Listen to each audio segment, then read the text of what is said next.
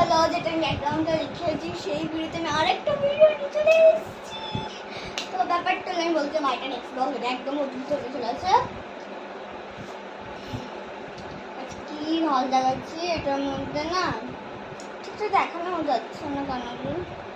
এটা আমি ড্রয়িং থেকে আসছিলাম, ড্রয়িং থেকে আসার সময় বুনুকে নিয়ে আমি বাড়িতে আসছিলাম, মানে আমি বুনুকে ওইদিকে বাড়ি আর আমার এইদিকে দিক থেকে আমার বুনুকে নিয়ে এসছিলাম। তখন দেখতে একটা মাকড়সার ঝড়ের মধ্যে একটা সুন্দর বাইকে দেখতে। তো ভাবলাম তখন মাকড়সা তো ওকে খেয়েই নেবে, তো ওকে বাঁচাই দিত, তো বাঁচাই দিলাম। এরপর দেখি যে ওই জায়গাটায় ওই শুয়োপোকা থেকে যে প্রজাপতি হয় ওটার আগে যে মানে একটা শুয়োপোকা গাছে এখান করে যে নড়ে থাকে সেই জিনিসটা আমি রেখেছি, বাট ঠিকঠাক দেখানো যাচ্ছে না, দাঁড়া দেখাচ্ছি।